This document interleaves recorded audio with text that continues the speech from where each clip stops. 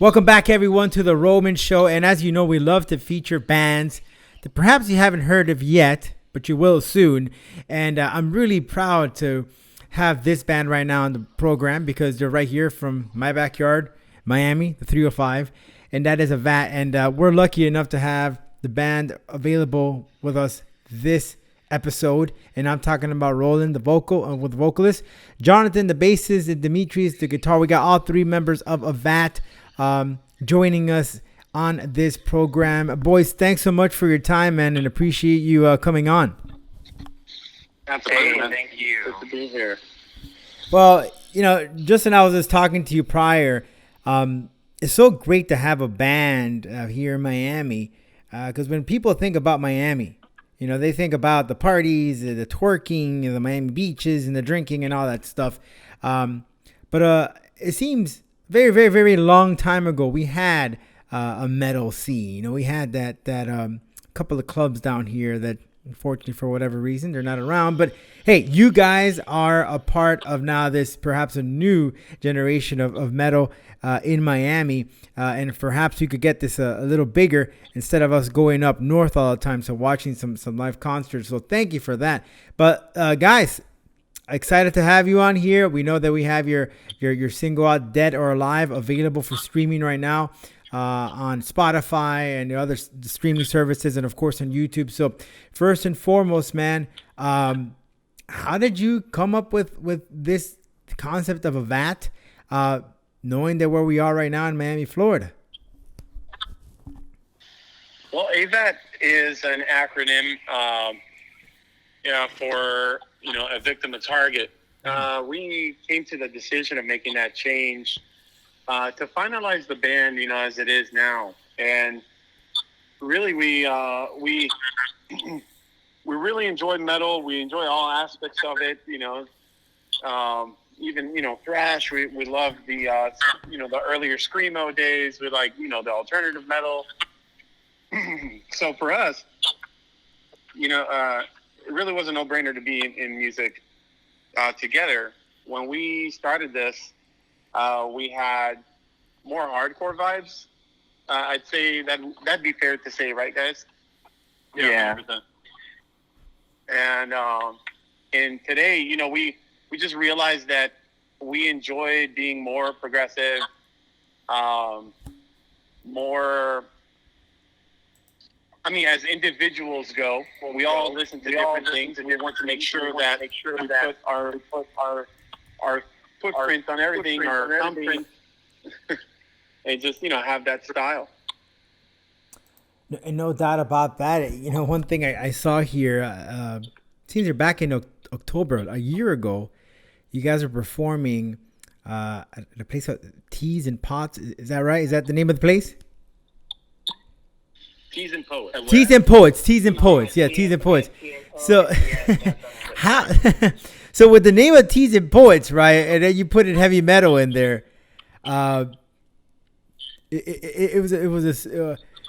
You think of maybe of spoken poetry, maybe, or things like that. So how did you guys get that gig? I'm curious to know. Well, I mean, kind of like going back to what you said earlier, in Miami, there's a very huge emphasis on like the pop culture and especially the Latin pop culture and stuff like that. Yeah. So what ends up happening a lot of times when it comes to venues here in Miami is that a lot of more obscure stuff that's not in the mainstream, that's not in the pop culture, everyone kind of gets all tossed into the same subgroup, right? So the same dudes that are bringing their little like drum kits and acoustic guitars to do acoustic night in Tea and Poets, right? Like they're kind of tossed into the same group as us, like the heavy metal guys. So a lot of times it's very convenient for all of us to share the same venue because those venues are just open to alternative styles of music. You get me? A lot of them are underground hip hop guys do those same venues too. So exactly. So with Tea and Poets, we just kind of we started talking to them about wanting to do this show, and then they were super down for it. We just got the lineup good to go, and that was it. It was very minimal hassle. It's not like we had to convince them or anything. You know, it's not like it was super left field for them either. They didn't care. They were like, all right, yeah, let's go, do it. They were very good to us, and we were fortunate enough to have Sam Ash sponsor that event as well. So Yeah, that and great, and the it was a record great label, night. Apocalypse Records. And that is cool to note, because here in Miami, the only place that I think of the top event for those listening is Churchill's, and Churchill's is notoriously known, for having heavy metal bands and death metal bands and all type of alternative or music that potentially you don't tend to listen on your regular average radio. So it opens the doors. And sadly, last I checked, Churchill's is not around for now because of this whole coronavirus, and we didn't even know it's going to come back. And then if not, you're going to have to go up north to Revolution or any of the other local venues that we have available. So good to know that they do have an opportunity for you guys there to perform. So what have you guys been doing during this pandemic thing? Have you guys been producing some new music? Let us know. We have been recording essentially nonstop. We didn't want to have Corona kind of kill the momentum that we had going on. So we wanted to keep ourselves busy in any kind of way that we could. So prior to Corona, we would meet once a week to rehearse at the studio. And then if we could come up with some extra time during the week, we'd get together a demo and bring those demos to the studio to record, right? So now, once Corona hit, we're like, all right, we're going to be meeting now at the studio twice a week, every week. And every time we go in, usually it's like we'll rehearse for about an hour and a half, running through our would-be live set list. You know what I mean? Just to make sure that all that is down to muscle memory. And like, if we need to play a show tomorrow, that set list is rehearsed into like infinity, right? So once we get that done, the rest of the time there is just recording new stuff. So right now we have songs in a folder on our Dropbox that we probably got like 20, 30 songs that are just there waiting to be finished. You know what I mean? So yeah, we're definitely staying busy. Also with videos as well. Videos are definitely going to be coming out in the near future. So stay tuned for that as well. Yeah, I took notice there for Dead or Alive. Now, some of these videos shot here in Miami or elsewhere? Yeah, they're all shot here. Well, you guys definitely do a great job at that. Now, thinking about the scenery here in Miami. Now, do you guys go back to when we had an actual rock station here, like 94.9 Zeta? I do. Oh, yeah, I remember that, yeah. Yeah, 94.9 was it, you know, and I remember going to Zeta Fest as a kid. Yeah. And that was just amazing in and of itself. Yeah, and then, of course, you know, you mentioned actually a lot of the older venues that we used to be able to play at, like Cafe Cristal. That was a really, you know, great place to show over in Kendall. And then I believe there was another one. Chili Peppers was another one, I think, at the Grove. Chili Pepper became, that was fantastic to play at. And then, you know, that kind of went to the wayside just as everybody was starting to get into the more electronic music. I didn't know the Cafe Castral had that. That's pretty cool. And it's right. It's a little small little venue here in the Kendall area. That's correct. Yeah, we used to pack the shows there with several older bands. So I mean that was a great time. And then also they had, you know, some people were just jamming their backyards. And they got like some good metal festivals, you know. Yep. Yeah, we've done a couple backyard parties. So. Yeah. Can't do that nowadays. That was another good one. Those are always the best ones, honestly. They get a little crazy, but the energy is... Parties without mentioning the Summer of the Mango. Oh, my God. You guys know what I'm talking about, right? What's that? Yeah. That was a night that will never be forgotten. Never. Yeah, well, you know, unfortunately, we can't do that now. Everything's gone virtual for the time being with this whole thing. Have you guys thought or done anything with this virtual concerts, and what are your thoughts on that? To be honest, it's on the plate. Like it's being considered, but as of right now, our main priority is to generate new content and just make new songs that we feel are going to kind of put us in the direction that we want to project ourselves at. As of right now, we have been getting together and writing music, and every song we put out, we like it and we love it. However, we don't feel yet that AVAT has that direction that we want to represent.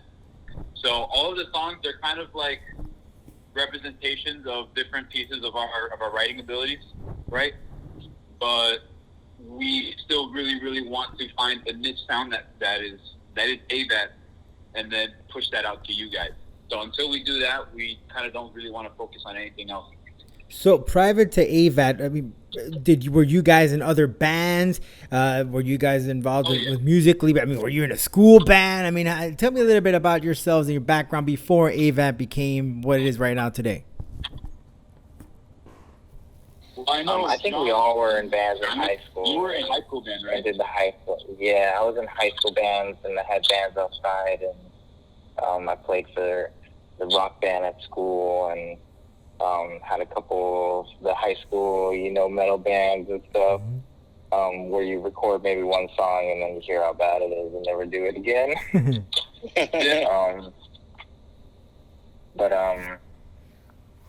Yeah, I think all of us were in bands maybe that were in the scene before too. Yeah. Was in a couple too.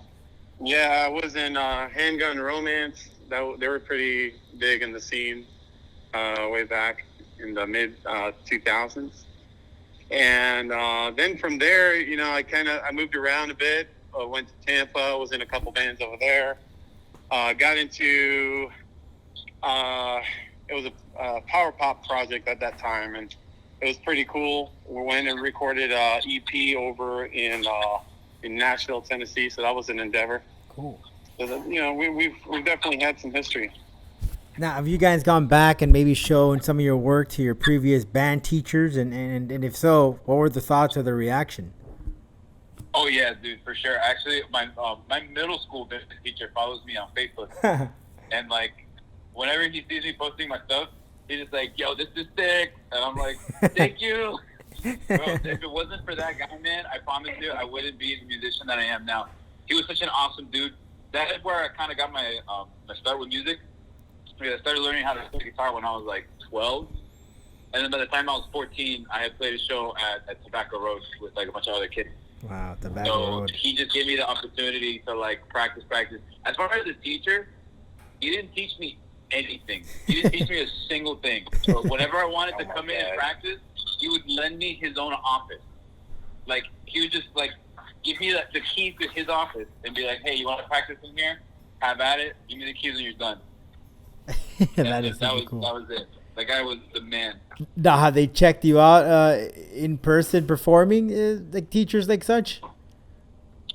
Yeah, actually a couple of times. That same guy. Yeah. He used to do this kind of it's a local festival in my town. I live in Miami Springs, and once a year we have the River City Festival. Mm-hmm. And for a couple of years, they had this tent that was open to whoever. So, whatever you were doing, or a band or a solo performer, you can just, schedule a time slot for the tent, and then you have it. So that's where all, the local metal bands would come in and play their stuff. And my middle school music teacher heard that my band was playing there. Mind you, I was, 15, 16. And he came, he saw me with, a little beer in his hand. He's like, rock on, dude. It was awesome. Dude, talk about one of the influences I ever had, in my youth. Great guy. That is awesome, man. So you got all these songs that are pretty much almost done or about to be completed. Again, we don't know when the hell we're going to get back on the road here on stage, but have there been any preliminary talks as far as when you guys are going to get on stage and perform, and any details you can let us know about? Right now, everything with the music scene is really, really volatile. As far as performing live, where we could even do that, how that's even going to work. Everything we got to play completely by ear. So that's really, really, really hard to say. We will probably start playing out in the open live as soon as humanly possible, once we kind of connect with the right people. But it's really hard to say not even the state government knows what's going on. Not even federal government knows what's going on. No one knows what's going on. So we just got everything's going to be kind of by ear. Yeah, and we also have the responsibility not to gather people too quickly. So I mean, that's another thing that kind of worries us, and we really just want our fans to be safe. Yeah. And as soon as we feel that has been accomplished, we're going to come out swinging in full action. And I think everybody's going to really enjoy what we have to offer. Yeah, we can't wait for that. Now, obviously, is it all of you or one of you have Cuban background? I think I do. Rolly's Cuban. I'm Cuban. Yeah. I'm Cuban too. I pass. So having that background, and I asked this, I've interviewed guys like Now on Point, who have that Puerto Rican background, and some that are Mexican. So you guys, and listen, let me tell you, Now on Point's one of their musical, as far as Spanish goes. Those freaking songs are awesome, man. They're absolutely. One of my favorites is Diablo. It's freaking amazing. So any chance that you guys gonna take and tackle that Spanish side with heavy metal? I think it's definitely in the cards. I think we're definitely capable of doing that. Yeah, without saying kind of too much, we'll just say that there has been a song that we messed around with that vibe, and I think you guys are gonna like it. It's pretty cool. All right, cool. Yeah, I mean, when you start adding, and people don't, for me, I love it because you bring in that, the tambores and all these other instruments, and you typically hear like in salsa and cumbia and all this, and you mix it with metal. It sounds awesome. It sounds unique. One band I can think of, El Nino. They brought in some of the Spanish elements. Yeah. Of course, they're back. Love that. Yeah, you're right. That they are back, and hopefully they maintain that type of vibe or sound. But it's really unique when you're able to really incorporate all these different sounds into metal. And it's a lovely sound at the end of the day. 100%. Yeah, man. Well, I want to thank you guys for coming on the program here. And I can't wait to see you in person and jam and get in the mosh pit and kick some ass whenever that time comes around.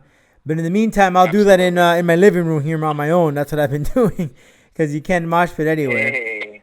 You got to do something, I was to the point. I was talking to one of my friends. I said, "Listen, at this point, I wouldn't mind going to see Taylor Swift live. I mean, I'm desperate for a freaking show, man. That's how bad it's got." But either way, AVAT, thanks so much for joining us, Jonathan, Rolly, and Dimitri. Looking forward to seeing you in person here. And I'm assuming that one of the first shows you're gonna do is gonna be in Miami, right? Absolutely. Yeah, of course. Cool. Well, I invite everyone to follow the band on the socials and look out for new music. And with that said, man, thanks so much and be safe, guys.